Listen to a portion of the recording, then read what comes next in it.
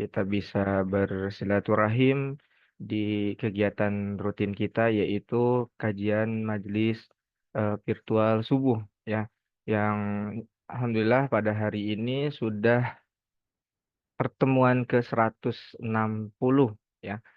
Dan insya Allah pada tema hari ini kita akan membahas yaitu tentang 13 cara meneladani rumah tangga Rasulullah SAW, yang insya Allah bersama Ustadz Amar Kudah, SHI ya. Dan untuk itu apabila jamaah ataupun ibu bapak sekalian yang akan men-sharekan info kajian ini, itu lebih baik dan mudah-mudahan juga bisa jadi amal soleh untuk bapak ibu sekalian, agar semakin banyak lagi jamaah yang mendapatkan manfaat dari kajian ini. Baik, kita buka saja dengan membacakan basmalah bersama-sama. Bismillahirrahmanirrahim. Kita akan murojaah terlebih dahulu ataupun tilawah sambil menunggu Ustadz Amar ya. Kita akan murojaah juz 2, juz 30 surat An-Naba.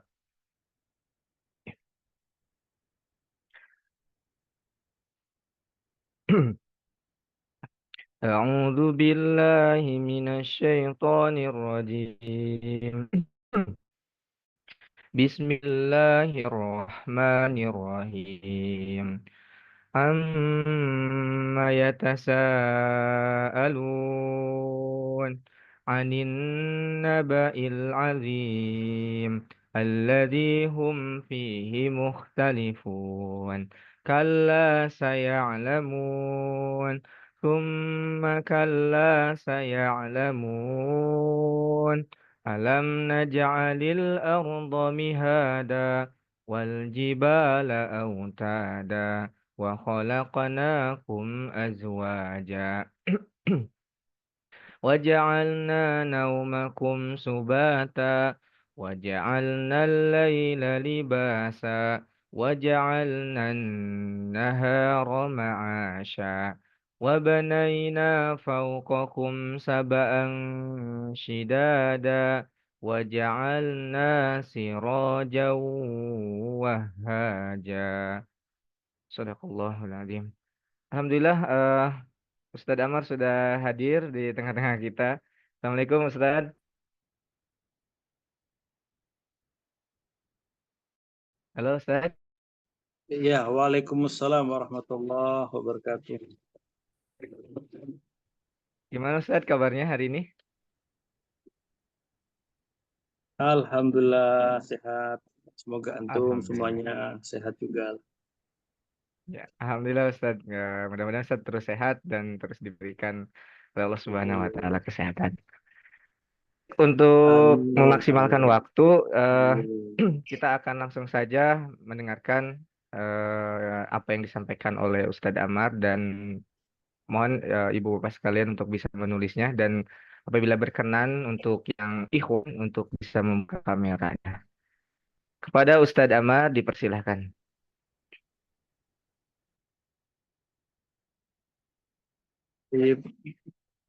Bismillahirrahmanirrahim.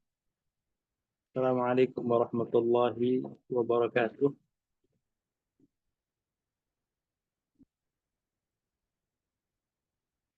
Alhamdulillah rabbil alamin. Wassalatu wassalamu ala khairil anbiya'i wal mursalin nabiyina wa habibina Muhammadin wa ala alihi wa sahbihi ajma'in amma ba'd. قال الله تبارك وتعالى في كتابه الأعلى يا أيها الذين آمنوا اتقوا الله حق تقاته ولا تموتن إلا وأنتم مسلمون وقال صلى الله عليه وسلم من سلك طريقا يلتمس فيه علما سهل الله به طريقا إلى الجنة. Barang siapa yang menempuh sebuah perjalanan menuntut ilmu, yaitu ilmu-ilmu syariat, maka Allah Subhanahu wa taala akan permudah jalannya menuju surganya Allah Subhanahu wa taala. Mudah-mudahan kita di pagi hari ini mengawali waktu kita dengan ta'lim, dengan menuntut ilmu meskipun secara online, namun tidak mengurangi esensi dari menuntut ilmu itu sendiri, dan mudah-mudahan kita termasuk orang-orang yang menuntut ilmu dan dimudahkan jalan kita menuju surga Allah Subhanahu wa taala. Amin. Allahumma amin. Kemudian salawat serta salam kita limpahkan, kita junjungkan kepada kehadirat Nabi kita Muhammad sallallahu alaihi wasallam yang telah memberikan petunjuk kepada kita dari gelapnya kesyirikan menuju terang benderangnya tauhid dengan kalimat la ilaha illallah Muhammadur Rasulullah. Dengan kalimat itu pula kita hidup dan dengan kalimat itu pula kita akan meninggalkan dunia ini. Kemudian jamaah yang dirahmati oleh Allah Subhanahu wa taala, alhamdulillah kita diberikan kesempatan kembali untuk bertemu di kajian-kajian online ini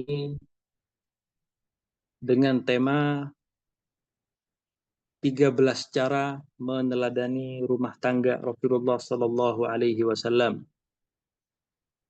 Dari Aisyah radhiyallahu taala anha, ini suara saya jelas ya? Alhamdulillah jelas Ustaz. Oke, tayyib. Dari Ummul Mukminin Aisyah radhiyallahu taala anha meriwayatkan dalam sebuah hadis yang sahih dan masyhur, Rasulullah sallallahu alaihi wasallam bersabda, khairukum li ahli. Sebaik-baik kalian adalah orang yang paling baik kepada keluarganya. Wa ana khairukum li ahli. Dan aku Rasulullah sallallahu alaihi wasallam maksudnya adalah orang yang paling baik kepada keluargaku. Nah, para ulama radhiyallahu taala anhum rahimahumullah ini menafsirkan ahli di sini adalah istrinya. Jadi sebaik-baik kalian adalah kalian yang paling baik kepada istrinya. Dan Rasulullah, kata Rasulullah, wa ana khairukum li ahli. Dan saya adalah manusia atau orang yang paling baik kepada istri-istriku. Hadis ini diriwayatkan oleh Al-Imam Tirmidzi dan Al-Imam Ibnu Majah. Kemudian jamaah yang dirahmati oleh Allah Subhanahu wa taala, dari hadis ini kita bisa mengambil beberapa hikmah meneladani rumah tangga Rasulullah Sallallahu Alaihi Wasallam sehingga bisa kita terapkan atau kita berusaha untuk menerapkan di dalam rumah tangga kita.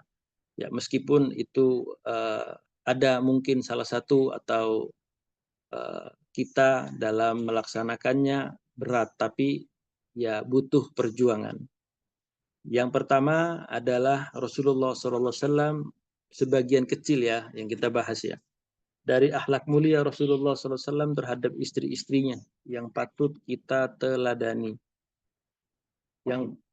Yang pertama, Rasulullah SAW beliau membantu mengerjakan pekerjaan rumah tangganya.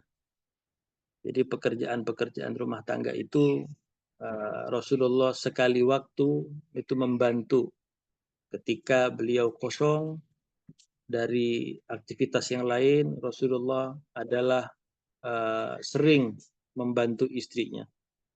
Rasulullah Shallallahu Alaihi Wasallam adalah seorang pemimpin umat, itu sudah pasti dan sudah kita yakini. Pemimpin umat ini adalah Rasulullah Shallallahu Alaihi Wasallam. Beliau bukan hanya pemimpin umat, beliau juga seorang panglima perang dan banyak peran penting yang lain yang beliau jabati.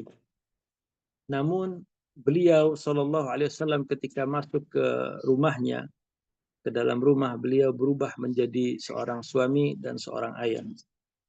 Ketika beliau di rumah, waktunya beliau fokuskan hanya untuk keluarga dan mengesampingkan urusan-urusan yang lain. Terkecuali urusan-urusan yang memang tidak bisa ditunda, urusan-urusan agama atau urusan-urusan pekerjaan. Rasulullah itu masuk ke dalam rumahnya, beliau taruh jabatan pemimpin umat. Beliau taruh jabatan panglima tertinggi dalam peperangan. Beliau taruh itu. Beliau memposisikan diri sebagai seorang suami dan seorang ayah. Kemudian ada riwayat dari Al-Aswad, ia bertanya kepada Aisyah Ummul Mukminin radhiyallahu taala anha, apa yang Nabi SAW lakukan ketika berada di tengah keluarganya. Aisyah Ummul Mukminin menjawab, Rasulullah SAW biasa membantu pekerjaan keluarganya di rumah. Jadi biasa membantu pekerjaan istri-istrinya di rumah. Jika telah tiba waktu sholat, maka beliau berdiri dan segera menuju atau menunaikan sholat. Jadi ketika Rasulullah SAW masuk ke dalam rumah, beliau membantu istrinya sampai waktu sholat. Ketika waktu sholat masuk, maka beliau segera menunaikan sholatnya. Hadis ini diriwayatkan oleh Al-Imam Al-Bukhari. Kemudian yang kedua, Rasulullah adalah seorang suami yang romantis. Diriwayatkan juga dari Anas ibn Malik radhiyallahu taalaan dalam sebuah hadis perjalanan pulang dari penaklukan Khaybar. Khaybar ini adalah benteng terakhir Yahudi yang berada di kota Madinah.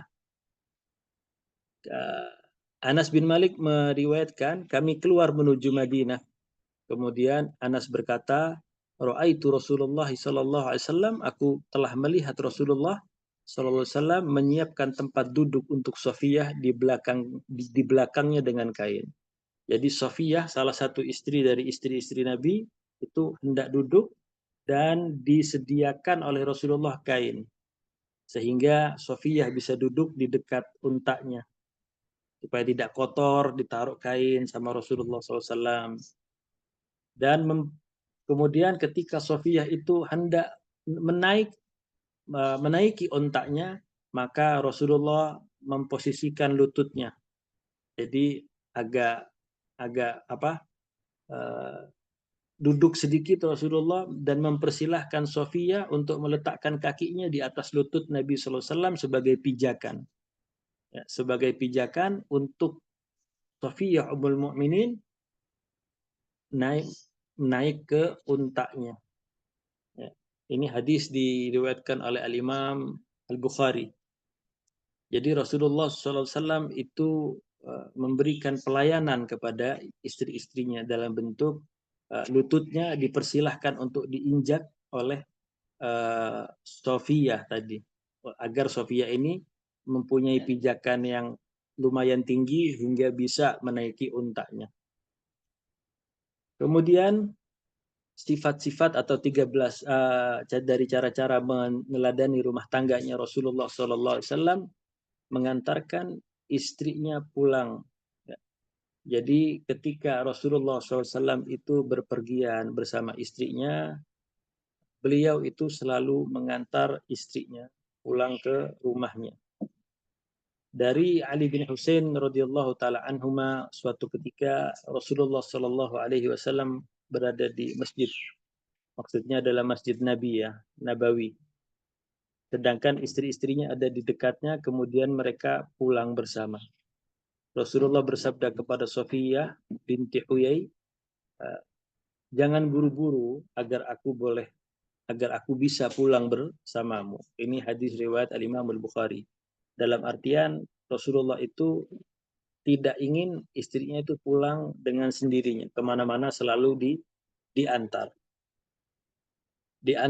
Mau ke mana diantar oleh Rasulullah SAW. Baik pulang dari masjid atau pulang dari tempat apapun itu diantar.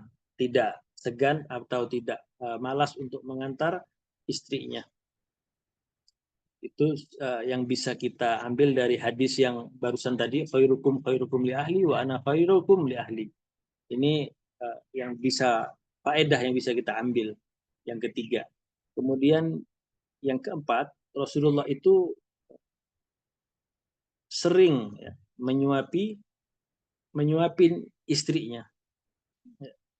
Dalam sebuah hadis, sesungguhnya tidaklah engkau berinfak sesuatu pun dengan berharap wajah Allah Subhanahu wa taala dalam artian ikhlas, kecuali engkau akan diberi ganjaran bahkan sampai makanan yang engkau suapkan ke istrimu. Hadis riwayat Al-Imam Al-Bukhari dan Imam Muslim. Ya. Tapi ini bukan diartikan kita harus bekerja, terus kemudian menghasilkan penghasilan, kita belanja, kita masak, kemudian setelah jadi masakan baru kita suapin. Nah itu kalau kita artikan seperti ini, maka ini tekstual, ya, pengertian tekstual. Ya, dalam artian ya tidak mungkin Rasulullah setiap makan menyuapi istrinya. Rasulullah harus memimpin sahabat ketika berperang, kemudian memimpin sahabat ketika bermusyawarah, ya, makan bersama para sahabat. Jadi enggak setiap waktu Rasulullah menyuapi. Sesekali saja Rasulullah SAW menyuapi istrinya Rasul SAW ketika ada waktu senggang, ada waktu kosong. Ya, jadi tidak bisa diartikan secara tekstual saja. Nah, ini juga para ustadz-ustadz yang sekarang ini juga perlu dijelaskan secara rinci. Gitu. Oh, Rasulullah menyuapi istrinya, tapi itu tidak setiap hari, ya. Tidak setiap hari. Ketika beliau senggang, ketika beliau memang ada di rumah, karena Rasulullah ini pemimpin umat, panglima perang juga, banyak pekerjaan, kewajiban-kewajiban yang Rasulullah harus tunaikan gitu. Kemudian jamaah yang dirahmati oleh Allah Subhanahu wa taala, Rasulullah selalu menjaga penampilan di hadapan istri-istrinya. Ketika masuk ke dalam rumah setelah berpergian, Rasulullah itu biasa memulai bersiwak sebelum masuk ke dalam rumah. Ya kalau kita mungkin sudah jarang ya yang menggunakan siwak kemana-mana, ya kita bisa masuk rumah, kemudian kita bisa gosok gigi dulu, mandi dulu, dan menggunakan wewangian juga agar uh, agar apa? Ketika kita berdekatan dengan istri, beliau tetap wangi, Rasulullah tetap wangi, dan ini juga harus dilakukan oleh para istri. Ketika suami datang ke rumah, ya mau seperti apapun capeknya, mau seperti apapun lelahnya, ya memang harus saling menjaga penampilan suami kepada istri, istri kepada suami, itu harus. Nggak bisa satu menuntut, satu enggak. Gitu. Menuntut istrinya harus cantik terus, tapi suaminya tetap kotor atau beraroma yang kurang enak, ya itu nggak bisa. Jadi saling melengkapi dan saling memberikan pelayanan yang bagus satu sama lainnya. Ini yang dicontohkan oleh Rasulullah Shallallahu Alaihi Wasallam ketika beliau hendak masuk ke rumah. Kemudian jamaah yang dirahmati oleh Allah Subhanahu Wa Taala telah meriwayatkan Syurah bin Hani, beliau berkata, aku bertanya kepada Ummul Mukminin Aisyah radhiyallahu taala anha, apa sih yang dilakukan pertama kali oleh Rasulullah jika dia memasuki ke dalam rumahnya? Kemudian Aisyah Ummul Mukminin menjawab, bersiwak. Ya, bersiwak. Ya. Jadi hadis riwayat Imam Muslim. Tetap menjaga kebersihan badannya. Kebersihan apapun yang melekat di badan Rasul, Rasul itu selalu bersih orangnya ketika mau masuk ke dalam rumah. Kemudian jamaah yang dirahmati oleh Allah Subhanahu wa taala, beliau yang keenam yang bisa kita teladani dari rumah tangganya Rasul Shallallahu Alaihi Wasallam, beliau ini tetap menjadi sosok yang romantis meski sedang berada di meja makan. Nah, romantisnya ini perlu kita garis bawahi juga, bukan seperti romantis-romantis yang berada di film-film atau apa ya, yang sangat over berlebihan. Tapi Rasulullah SAW itu romantis yang memang wajar gitu, yang wajar. Jogjanya seorang suami kepada istri dan kemudian dari istri kepada suami, sosok yang saling bersifat romantis. Diriwayatkan dari Aisyah radhiyallahu taala anha, ia berkata, kuntu asyrab, aku ketika minum, wa ana haid, dan kata Ummul Mukminin, beliau maksudnya adalah Aisyah Ummul Mukminin itu sedang haid. Jadi Aisyah sedang haid, Aisyah radhiyallahu taala anha itu melakukan apa? Sedang minum. Kemudian aku memberikannya kepada Rasul Shallallahu Alaihi Wasallam. Gelas yang sudah diminum tadi diberikan kepada Rasul untuk Rasul meminum juga. Lalu beliau meletakkan kedua bibirnya atau mulutnya yang mulia ini di tempat bekas minum dari Ummul Mukminin Aisyah. Jadi umpamanya gelas Ummul Mukminin minum di sini, Rasulullah juga minum di sini. Nah, ini perlu kita contoh ya. Suami istri itu seharusnya seperti ini. Karena banyak suami, banyak istri yang nggak mau minum bekas orang. Ini bukan orang lain, ini bekas suaminya sendiri kadang nggak mau. Enggak ini bekas kamu, jijik gitu. Dan suaminya juga seperti itu, nggak mau ini kan bekas kamu. Ini kan bekas kamu. Nah, ini Rasulullah pun mencontohkan hal yang seperti itu. Di mana bekas bibir Aisyah ketika minum, ya di situ Rasulullah Shallallahu Alaihi Wasallam minum. Meletakkan kedua mulutnya di mana bekas minum dari Ummul Mukminin Aisyah. Kemudian juga Aisyah Ummul Mukminin menggigit daging ketika aku sedang haid. Dalam artian bukan digigit ya, tapi dimakan. Nah, lalu ada sisa dagingnya dan aku berikan kepada Nabi Shallallahu Alaihi Wasallam, maka beliau meletakkan mulutnya di tempat makanan yang telah aku gigit. Jadi kita lagi makan daging, mungkin sebesar ini. Kemudian Ummul Mukminin menggigit yang sebelah sini, nah berarti sisa sedikit. Nah, sisa sedikit ini beliau tidak merubah tempat makannya. Beliau masih mengakan melalui bekas gigitan dari Aisyah Ummul Mukminin. Kalau kita sekarang mungkin kebanyakan dikasih daging, sisaan daging yang sudah dimakan atau sudah dicicipi oleh istri atau suami kita, maka dipisah gitu loh. Atau makan di tempat yang belum digigit. Jadi ini adalah salah satu contoh yang dicontohkan oleh Rasul kita Shallallahu Alaihi Wasallam. Ya, maka tidak ada sifat rasa jijik dan lain-lain terhadap pasangannya. Berapa banyak kita tidak mau makan bekas daging yang sudah digigit oleh suami kita atau istri kita, sangat banyak gitu loh, dengan alasan jijik, ini sudah bekas orang, ini bekas istri kita, ini bekas suami kita gitu, nggak ada masalah. Bahkan Rasulullah pun memberikan contoh seperti itu. Kemudian jamaah yang dirahmati oleh Allah Subhanahu wa taala, yang dapat kita ambil hikmah dari contoh rumah tangganya Rasul Shallallahu Alaihi Wasallam, beliau selalu bersabar terhadap istri-istrinya. Nah, ini untuk para laki-laki harus mempunyai sabar ya, pada perbuatan atau kekurangan istri-istri kita.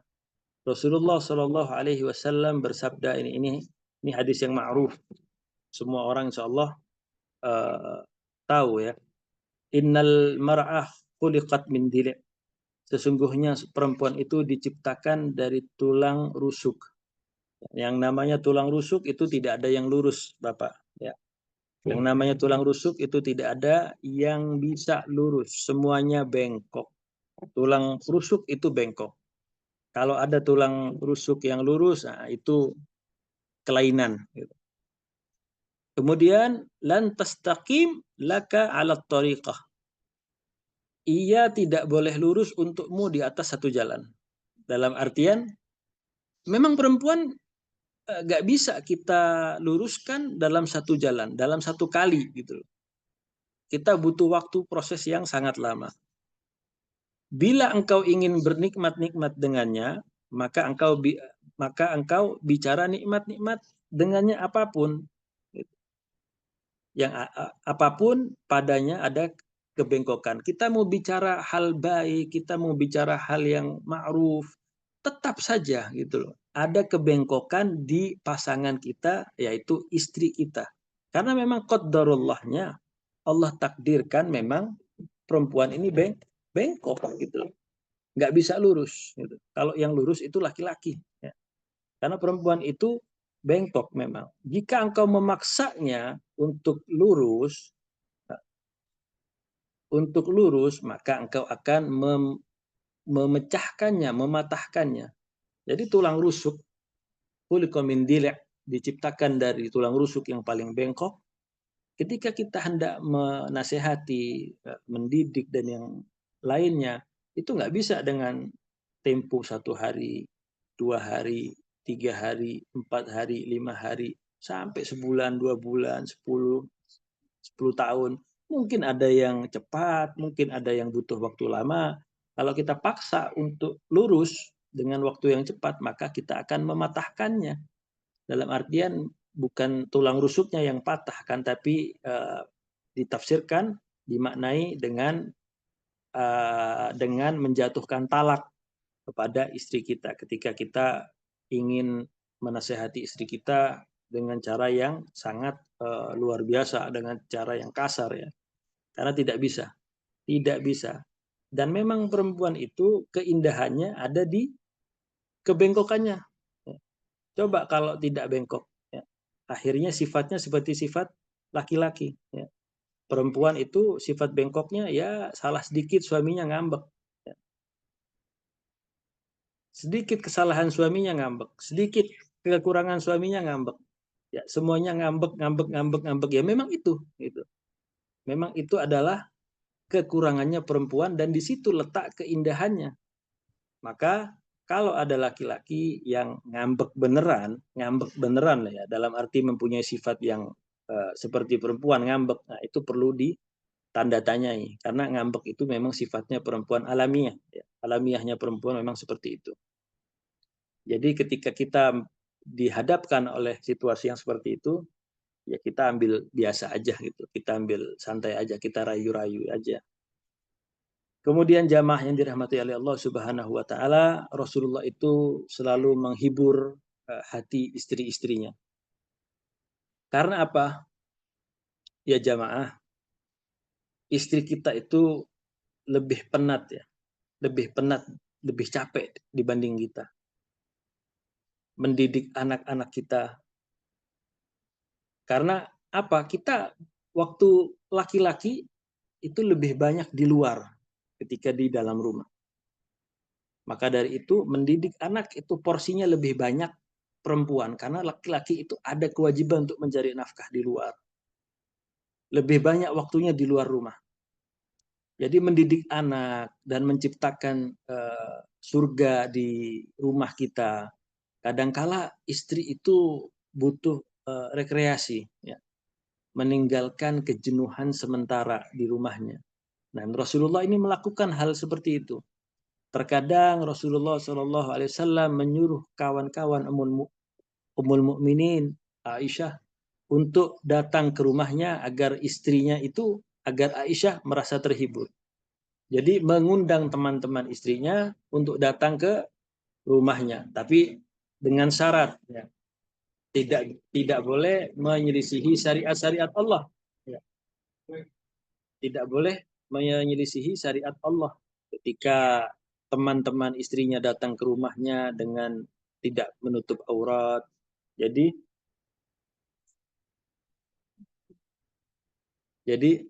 istrinya datang, teman-teman istrinya datang ke rumahnya untuk main, tidak nutup aurat lah. Ini yang tidak diperbolehkan. Kemudian kita juga harus menyaring.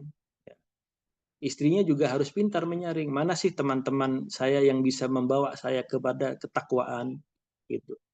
Jangan teman-teman yang hanya saling menggunjing satu sama lain. Biasanya kalau perempuan lagi kumpul, ada aja ya. Kamu dikasih uang nafkah berapa nih sebulan nih? Kamu segini. Oh aku sekian. Oh aku sekian. Oh aku sekian. Akhirnya menimbulkan rasa iri. Itu ternyata istrinya bapak itu dikasihnya 10 juta sebulan pak. Ini seperti itu. Nah menimbulkan rasa iri gitu. Akhirnya hilang kehormatan suaminya. Sehingga seorang istri ketika bergaul dengan kawan-kawan yang tidak tepat, maka itu bisa merusak kehormatan suaminya, tidak hilang. Jadi penyebab hilang wibawa seorang suami. Lain hal dengan teman-teman yang membawa kepada ketakwaan kepada Allah Subhanahu wa taala.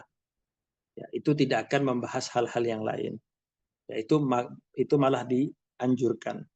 Jadi bawalah sekali-sekali istrinya, sekali-sekali ya, bukan tiap hari. Ya, kalau mengajak tiap hari, ya tarik nafas dalam-dalam juga para suami nanti ya. Kemudian jamaah yang dirahmati oleh Allah Subhanahu wa taala, berikutnya yang dapat kita ambil dari rumah tangganya Rasul Shallallahu Alaihi Wasallam itu Nabi itu sopan terhadap istrinya dan bergurau, bercanda dengan istrinya. Karena apa? Jamaah yang dirahmati oleh Allah Subhanahu wa taala, jangan tegang terhadap istri itu. Enggak perlu tegang ngadepin istri. Ustadz, istri saya begini, istri saya begini, ini ngambek, marah gini. Ya, enggak ada masalah. Memang tabiatnya seperti itu ya. Memang tabiatnya seperti itu. Jadi jangan tegang terhadap istri sehingga ketika istri bertemu dengan kita seolah-olah dia melihat harimau yang akan menerkam. Jadi kita ini kebiasaannya laki-laki. Ini kebiasaan laki-laki. Laki-laki itu memang seperti itu. Ketika capek di luar mencari nafkah, ya seorang istri nggak tahu apa yang dialami oleh suaminya di luar. Jadi ketika masuk ke dalam rumah terbawa suasananya. Suasana dimarahin oleh bosnya, dituntut untuk ini, untuk ini, untuk ini, untuk ini. Nah, ketika istri kita bertemu di rumah, ya, ketemu, wah luar biasa ya. Wajahnya seperti wajah harimau yang akan menerkam. Jadi seperti itu, nggak ada senyumnya, nggak ada ininya, merengut terus. Ya, ini biasanya laki-laki seperti itu. Ya, kita harus belajar merubah sedikit-sedikit dan perubahan itu bukan hal yang mudah ya. Butuh perjuangan juga. Dan untuk para istri ya dibantu suaminya untuk merubah hal-hal buruk ya, masuk ke dalam rumah senyum dan yang lain-lain itu dibantu juga, dinasehati juga. Tapi cara menasehati itu nggak setiap hari juga gitu, nggak setiap saat juga ya, karena apapun halnya, apapun masalahnya, orang ketika ditegur terus-menerus dengan jeda yang singkat, ditegur, ditegur, ditegur, ditegur, ditegur, akhirnya mikir, kok saya kayaknya nggak ada benernya gitu loh. Jadi nasihat itu ada waktunya dan tidak setiap kebenaran itu disampaikan. Kita lihat sikonnya. Kita lihat sikonnya. Terkadang seorang istri melihat suaminya seperti itu, dikirim link, dikirim kajian. Ini loh Ustadz ini loh Ustadz ini loh Ustadz ini. Setiap hari kirimnya link, setiap hari kirimnya YouTube. Kasih jeda waktu gitu loh. Karena seorang suami itu tuntutannya besar dan berat di hadapan Allah Subhanahu wa taala. Seorang suami itu memikirkan masa depan keluarganya, tanggung jawab kepada istri, kepada anak, kepada nanti orang tua. Orang tua itu masih tanggung jawab seorang suami. Ya. Ketika anak laki-laki itu tanggung jawabnya berat. Ya. Kepada orang tuanya juga mempunyai tanggung jawab yang berat. Jadi ketika kita ingin memberikan nasihat, baik kepada istri, baik kepada suami, itu juga ada cara. Yang tadi saya katakan bukan setiap saat, setiap menit dikirimin kajiannya Ustadz ini. Oh ini loh, ini loh, ini loh, ini loh. Lama-lama suaminya ya emosi juga gitu dengan berpikir kok saya ini kayaknya nggak ada benernya. Begitu juga seorang suami ketika melihat kesalahan yang dilakukan oleh istrinya dilihat gitu. Ada suatu hal yang bisa ditegur langsung, ada hal yang perlu dimaklumi. Ya udahlah biarin gitu. Nanti juga ada saatnya ketika kita sudah enak, sikonnya enak baru disampaikan. Nah, cara yang benar dalam menyampaikan nasihat itu lihat sikon, situasi dan kondisi. Karena seorang istri ketika dinasehati oleh seorang suaminya itu butuh waktu untuk mencernanya, butuh waktu untuk melakukannya, merubah, butuh usaha, butuh effort yang lebih. Begitu juga seorang suami ketika dinasehati oleh istrinya, ya, itu butuh waktu juga untuk mencerna, untuk berubah, untuk melakukan hal yang baik atau lebih baik lagi kepada keluarganya. Jadi itu Nabi itu sopan, ya, bergurau bercanda dengan istrinya. Kemudian jamaah yang dirahmati oleh Allah Subhanahu wa taala, meneladani cara meneladani rumah tangga Rasulullah Shallallahu alaihi wasallam yang berikutnya adalah Rasulullah Shallallahu alaihi wasallam itu sering memanggil istrinya dengan panggilan-panggilan kesayangan istrinya. Ya. Nabi Muhammad begitu mesra dan memanggil istri-istrinya dengan panggilan sayang. Ya. Kemudian untuk Aisyah Ummul Mukminin radhiyallahu taala anha, Rasulullah SAW memanggilnya dengan sebutan Humaira, ya, yang pipinya kemerah-merahan. Ya. Jadi dipanggil dengan panggilan sayang, panggilan yang ketika orang mendengarnya itu senang. Ya. Nah, Ustadz, gimana Ustadz? Kalau Ummul Mukminin Aisyah kan memang pipinya kemerah-merahan, Humaira. Ya, pipi istri saya ini bukan merah, Ustadz, hitam. Apa saya panggil wahai yang punya pipi kehitam-hitaman? Ya jangan gitu loh. Ya jangan gitu juga. Jadi tetap kita panggil dengan ucapan, dengan panggilan sayang.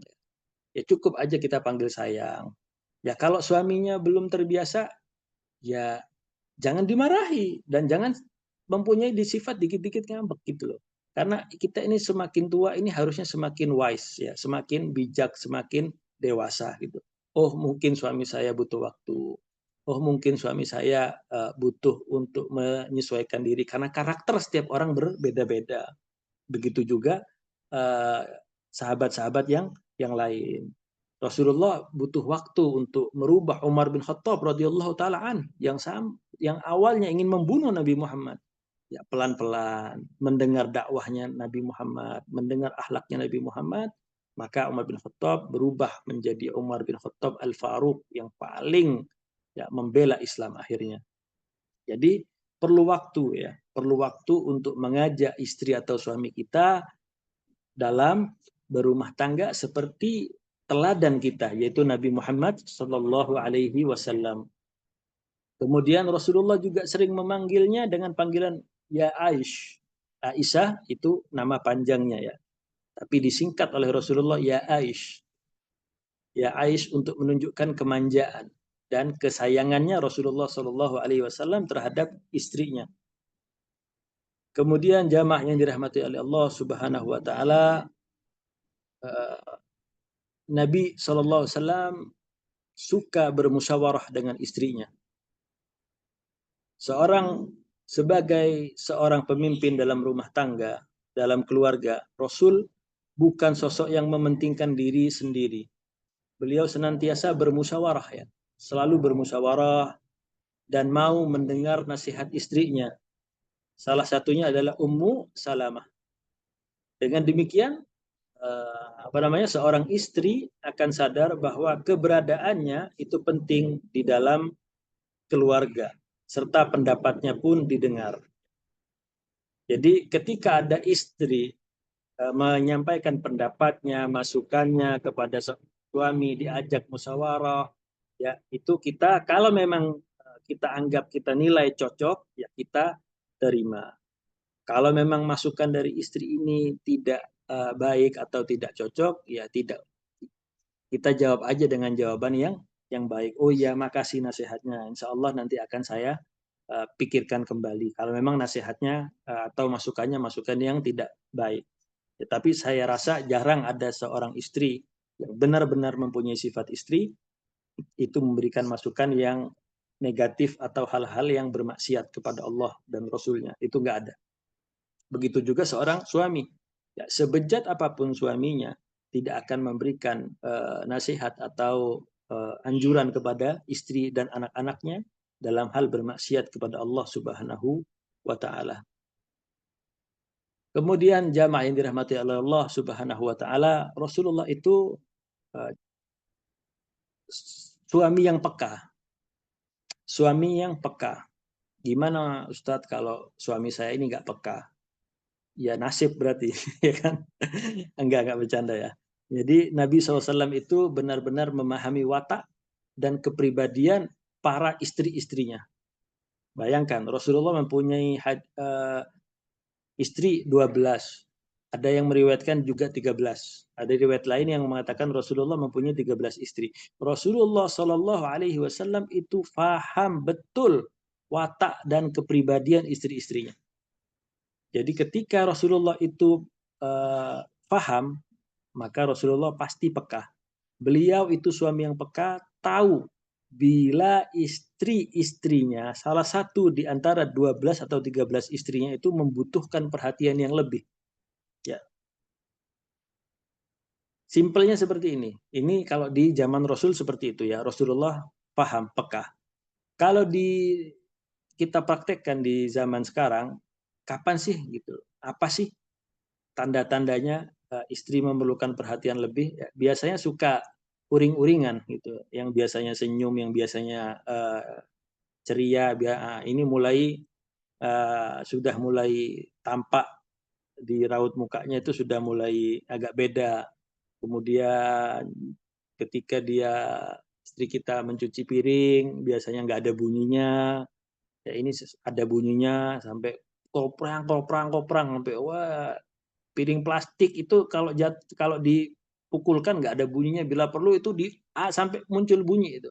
Ya, itu butuh perhatian yang lebih ya. Membutuhkan perhatian, uring-uringan, ngambek ya, itu tanda istri kita butuh perhatian. Ajaklah sekali-sekali jalan-jalan ya. Kemudian jamaah yang dirahmati oleh Allah Subhanahu wa taala, Rasulullah Shallallahu alaihi wasallam itu adalah suri tauladan yang baik. Kemudian Rasulullah Shallallahu alaihi wasallam itu adalah manusia yang sangat memuliakan istri-istri beliau Shallallahu alaihi wasallam. Kemudian jamaah yang dirahmati oleh Allah Subhanahu wa taala, Nabi suka juga berbicara di malam hari dengan istrinya. Dari sahabat Abdullah bin Abbas radhiyallahu taala anhuma, beliau mengatakan suatu malam ketika aku menginap di rumah bibiku, yaitu Maimunah, istri Nabi Shallallahu alaihi wasallam, Rasulullah berbincang-bincang dengan istrinya beberapa saat, kemudian beliau tidur. Ya, beberapa saat. Kita harus pahamin ini ya, berbicara ketika malam hari beberapa saat. Ya kalau kita doakan supaya suami kita seperti itu, kalau memang belum ada perhatian yang komplit seperti perhatiannya Nabi, itu ya kita doakan juga berbincang-bincang dengan istrinya, sehari-hari istrinya ini bekerja di rumah, merawat anak-anak kita, merawat rumah kita, menjaga amanah yang telah Allah berikan kepada istri, yaitu rumah dan anak-anak, dijaga kehormatan suami, dijaga kehormatan keluarga suami. Itu juga salah satu kewajiban-kewajiban perempuan juga. Ya. Kemudian bersifat yang baik kepada suami, dan suami juga bersifat yang baik kepada istri. Ini juga salah satu bentuk ya, teladan Nabi Muhammad SAW dalam rumah tangga yang dicontohkan oleh Rasulullah Sallallahu Alaihi Wasallam kepada kita. Kemudian jamaah yang dirahmati oleh Allah Subhanahu Wa Taala, Rasulullah juga terkadang membawa istrinya untuk bersafar, dibawa menunggangi unta, ya, saling berpegangan tangan ketika jalan, kemudian berlari-lari bersama Ummul Mukminin Aisyah radhiyallahu taala anha. Ya sekali-sekali diajak ya istri-istri kita itu untuk keluar dari rumah karena penat ya. Di rumah itu penat. Kalau laki-laki di rumah 1 hari aja itu bisa buntu ya pikirannya ya. Ya kalau perempuan seperti apa? Perempuan keluar harus dengan mahram, ditemani mahram. Kalau kita nggak ajak keluar, istri kita itu ya penat juga, kesian. Dan Rasulullah itu juga mengajak istri-istrinya itu untuk berpergian bersama. Gitu. Justru Rasulullah itu ketika berpergian berdua dengan istri-istrinya atau berjalan bareng gitu, Rasulullah itu berpegangan tangan, gandengan tangan. Nah, untuk bapak-bapak yang dirahmati oleh Allah Subhanahu wa taala, ya perlu kita ajak istri-istri kita ya. Sampai ada kan stiker-stiker yang di WhatsApp bertebaran atau di Google itu, jangankan diajak ke tempat mana ya, diajak ke Indomaret aja kita udah senang katanya ya kan, kata kata ibu-ibu ya. Sampai seperti itunya. Ya. Dari nggak pernah diajak keluar oleh suaminya. Bukan nggak pernah diajak keluar, ya diajak keluar pernah, tapi rekreasi gitu, bersantai. Tapi kalau masuk ke mall itu wajib hukumnya untuk memegang tangan istri. Romantis wajib kalau di mall. Ya, kita pegang tangan istri erat-erat, karena kalau nggak dipegang, ya tentengannya nanti banyak, belanjanya banyak akhirnya. Jadi jamaah yang dirahmati oleh Allah Subhanahu wa taala, ya alhamdulillah kita sudah menyelesaikan secara singkat ini 13 cara meneladani rumah tangga Rasulullah Sallallahu Alaihi Wasallam. Ya, karena Rasulullah itu adalah uswatun hasanah, ya, contoh yang paling baik yang wajib kita contoh selaku umatnya. Wallahu taala alam bisawab. Ya, kalau ada pertanyaan yang bisa Anda jawab, insya Allah Anda jawab. Sebelum kita tutup. Ya, jazakallah khairan Ustadz, kepada jamaah dipersilahkan apabila ada yang ingin ditanyakan boleh langsung ataupun bisa di kolom chat. Ustadz, mungkin dari saya pembukaan dulu Ustadz untuk pertanyaan. Ya, Ya, eh kalau sekarang kan Ustadz marak yang KDRT itu saja, kekerasan dalam rumah tangga. Nah, itu pandangan menurut Islam seperti apa Ustadz? Ada juga yang bilang katanya boleh memukul katanya, tapi tidak menyakitkan dan lain sebagainya itu. Terus Ustadz, apakah boleh juga mendiamkan istri ketika emang ada kesalahan gitu Ustadz, atau miskomunikasi gitu, kita diamkan istri. Dan satu lagi Ustadz, banyak pertanyaan dulu saya sambil nunggu yang lain. dorong, dorong. eh Tadi kan ketika ada miskomunikasi ataupun ada kesalahan, kita itu harus sabar saja. Kemudian apabila ada yang perlu ditegur, ya dipersilakan untuk ditegur gitu. Nah, itu kesabaran itu sampai seperti apa Ustaz? Sampai kapan gitu Ustaz? Ada juga di masyarakat itu kalau belum 99 kali kesalahan istri itu, itu harus saja bersabar terus gitu ya. Yang ke 100 baru katanya gitu kan. Ada juga yang ya sabar itu tidak ada batasnya gitu kan. Kalau Rasul tuh sabar tidak ada batasnya. Cuman kan masyarakat ataupun manusia biasa Ustaz seperti kita itu Ustaz, kadang kalanya ada terpancing gitu Ustaz. Nah, itu seperti apa Ustaz pandangan kalau menurut Islam itu? Baik. Nah, ini mau dimulai dari mana ini? Pertanyaannya banyak banget. Yang Jangan. pertama, KDRT. Ya, boleh. Ya, jamaah yang dirahmati oleh Allah Subhanahu wa taala, jangankan Islam. Kita jangan berbicara agama Islam yang begitu sempurna. Baik dari segi mau masuk kamar mandi sampai keluar kamar mandi diatur. Apalagi dalam hal rumah tangga, berumah tangga. Suami kepada istri, istri kepada suami. Apapun alasannya, kekerasan dalam rumah tangga itu tidak dibenarkan. Tidak dibenarkan. Kemudian ada yang beralasan, oh, boleh kok dipukul. Nah, itu butuh belajar lagi. Ini efek memahami Al-Quran, memahami hadis hanya tekstual. Tekstual. difahami secara teksnya saja. Kan Hmm. tapi sebuah ayat itu perlu kita fahami tafsirnya seperti apa. Sebuah hadis itu juga kita perlu fahami secara fikihnya, fikhul hadisnya seperti apa. Kalau kita amalkan secara tekstual, ya kita mukul istri terus gitu.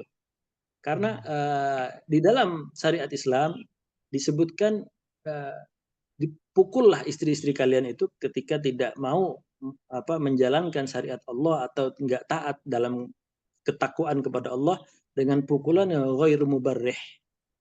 Ya, makna ghairu mubarrih ini bukan mukul yang tidak mukul seperti apa. Ya, di ibarat kata itu kalau kita ambil lidi, satu lidi, itu kita cuma tempelkan seperti ini nih. Hmm. Atau dengan tangan lah. Ini fisik, ini badan istri, tangan, tak apa. Kamu ini nggak ngerti-ngerti kok, nggak nurut-nurut kok, nggak taat-taat. Nah, gini doang, udah selesai. Gitu. Yang dibolehkan seperti itu. Ya. Yang dibolehkan dengan pukulan yang tidak menimbulkan bekas. Agak kenceng sedikit, Ustadz. Tapi kan nggak ninggalkan bekas. Nggak bisa. Nggak boleh seperti itu. Ya. Dengan pukulan ghairu mubarrih itu ya seperti kita nggak perlu mukul kan Ustadz, nabok itu kan nggak ada bekasnya Ustadz. Kalau biasa aja gitu Ustadz. Powernya 50%. Ya tetap nggak boleh gitu. Tetap nggak boleh. Pukulannya ghairu mubarrih yang cuma ya sekedar mengingatkan saja kamu gitu loh.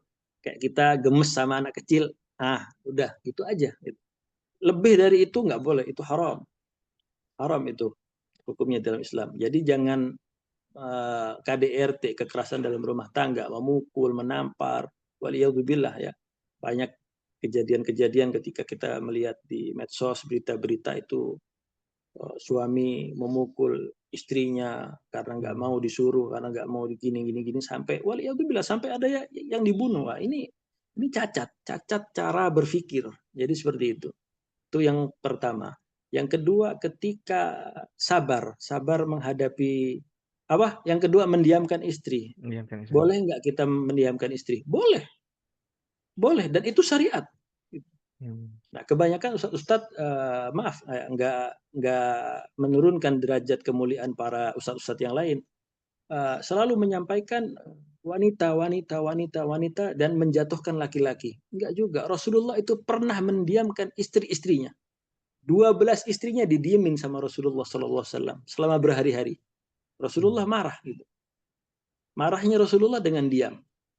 Gak diajak omong sedikit pun istrinya. Itu boleh, boleh. Ketika Rasulullah SAW itu ketika istri-istrinya Nabi menuntut naik apa nafkahnya, gitu. Karena Hmm. Rasulullah marah gitu melihat istri-istrinya minta minta nafkah yang lebih gitu. Yang Rasulullah pun nggak mampu untuk memenuhi itu dan Rasulullah marah terhadap istrinya dan mendiamkan istrinya karena marah itu sifat manusiawi kan tapi marahnya orang-orang yang bertakwa marahnya orang-orang yang beradab itu dengan diam tapi marahnya orang yang tidak bertakwa tidak beradab yaitu ditunjukkan dengan perkataan yang kotor perbuatan Hmm. yang jelek jadi seperti itu jadi kalau mendiamkan istri boleh kemudian eh, sampai kapan kita bersabar Hmm. sampai Allah mengambil kita kembali. Sampai Allah mengambil kita kembali itu kita harus bersabar. Memang meskipun saya pribadi mungkin hanya bisa gampang mengucap. Sabar itu gampang di lisan tapi berat di hati. Berapa banyak sampai berapa kesalahan istri yang kita butuh sabar. Ya kita sabar. Sabar sudah. Karena perempuan itu memang kurang. Nukson fiddin wal aql kurang dalam agamanya, baik akalnya, kata Rasulullah SAW. Kenapa? Karena perempuan ketika haid nggak sholat. Perempuan ketika haid nggak bisa tawaf. Ya. Ketika haid tidak diperbolehkan menyentuh mushaf. Kalau laki-laki nggak ada liburnya sholatnya. Kemudian nukson fil akal, akalnya kurang karena perempuan itu tidak menggunakan akal, menggunakan perasaan. Memang kurang. Makanya pemimpin di dalam Islam itu diwajibkan seorang laki-laki. Tidak ada kebaikan di dalam rumah tangga ketika yang mimpin adalah seorang perempuan, yang mempunyai pengaruh seorang perempuan. Suaminya diatur, harus begini, harus begitu, harus begini, harus begitu, nggak mau. Dan suami-suami yang diatur oleh istrinya harus seperti ini, harus seperti ini, harus seperti ini, harus seperti ini, lama-lama akan hilang wibawanya dan hilang respeknya. Karena laki-laki itu senang dipuji, senang diangkat. Oh, masya Allah, luar biasa. Oh, memang suami terbaik. Ya, ketika seperti itu, ketika muncul kalimat seperti itu, ketika istri atau minta maaf ya, seorang istri minta maaf, maaf, saya salah. Ketika seorang istri mengucapkan permintaan maaf kepada suami, lihat 100%, bahkan lebih dari 100% suami akan jawab, enggak, kamu enggak salah, yang salah itu saya. Pasti seorang suami akan bertanggung jawab seperti itu. Itulah sifat laki-laki memang seperti itu. Laki-laki ini egonya besar, egonya tinggi. Kalau kita lawan ego itu, kita akan kejatuhan tembok, seperti kita ini kejatuhan tembok. Mensikapi laki-laki dengan kita hormati. Mensikapi perempuan dengan kita lemah lembuti, kita memberikan perhatian. Ya kalau belum bisa, ya berusaha sebaik mungkin. Karena nggak ada hal yang berubah secara instan. Semua itu butuh proses. Wallahu a'lam. Ya, alhamdulillah, 3 pertanyaan tadi sudah ini Ustaz, sudah terjawab. Mudah-mudahan ini juga bisa ada bermanfaat gitu ya untuk yang jamaah yang ada hadir di sini gitu, untuk mewakili pertanyaan-pertanyaan tadi. Baik Ustadz, sepertinya tidak ada lagi pertanyaan di Ya, kolom chat alhamdulillah nggak juga. ada pertanyaan. Soalnya Berarti, di sini saya dipantau ini. oh Istri dipantau. saya juga masuk ke sini soalnya. Oh, Masya Allah. Kirain istrinya juga mau bertanya nih Ustadz. Oh, istri saya kalau tanyanya nanti di rumah. Langsung gitu. Baik Ustadz, untuk menutup, mohon untuk dipimpin doa terlebih dahulu Ustadz. Silakan. Tapi alhamdulillah kita sudah menyelesaikan pertemuan ini melalui media Zoom. Insya Allah tidak berkurang berkahnya. Insya Allah kita mendapatkan pahala orang-orang yang menuntut ilmu. Dan tidak ada doa yang lebih baik ketika kita sedang bermajelis ilmu dengan melebihi doa penutup majelis. Yaitu kita berdoa bersama-sama dengan menutup majelis ini dengan membaca doa kafaratul majelis. Subhanakallahumma Subhanakallahumma wa bihamdika. astagfiruka wa atubu ilaik. Ya, mudah-mudahan semua yang kita amalkan, kebaikan yang kita amalkan di pagi hari ini menjadi keberkahan untuk kita sampai Amin. akhir hayat kita. Karena Rasulullah SAW bersabda, burika ummati fi bukuriha. Umatku ini diberkahi di pagi harinya. Mudah-mudahan pagi hari ini membawa berkah kepada kita dan keluarga kita serta semua Amin. kaum muslimin dan muslimat di seluruh dunia. Amin Allahumma amin. Amin. Cukup ada ini, kalau ada salah kata itu kesalahan anak pribadi karena anak manusia tidak luput dari salah dan dosa. Dan ketika yang anak sampaikan itu adalah al-haq, maka al-haq itu datangnya dari Allah Subhanahu wa taala dan Rasulnya sallallahu alaihi wasallam. Demikian, Assalamualaikum warahmatullahi wabarakatuh. Waalaikumsalam Waalaikumsalam warahmatullahi warahmatullahi wabarakatuh. wabarakatuh. Sekolah kasih Ustaz sekali lagi. Mudah-mudahan Ustaz terus Ya, sehat, amin. diberikan kesehatan oleh Allah Amin, Subhanahu amin. wa taala Semua sama sama-sama, keluarganya juga. sama-sama. Amin, Saya amin. bisa ber apa memberikan lagi ilmunya kepada kita semuanya. Baik Insya Allah, insya Allah. jamaah virtual subuh, alhamdulillah kita sudah selesai kegiatan ini dan waktu juga sudah menunjukkan 6.34. Mudah-mudahan kita bisa bertemu lagi di Sabtu depan dengan jam dan kegiatan yang sama tentunya dan mudah-mudahan juga bisa mendapatkan lebih banyak ilmu lagi dan juga temanya insya Allah juga berbeda. Kita tutup saja dengan baca hamdalah alhamdulillahirabbil alamin. Sekali lagi subhanakallahumma wa bihamdika asyhadu an la ilaha illa anta astaghfiruka wa atubu ilaik. Assalamualaikum warahmatullahi wabarakatuh. Waalaikumsalam. Waalaikumsalam Waalaikumsalam warahmatullahi warahmatullahi wabarakatuh.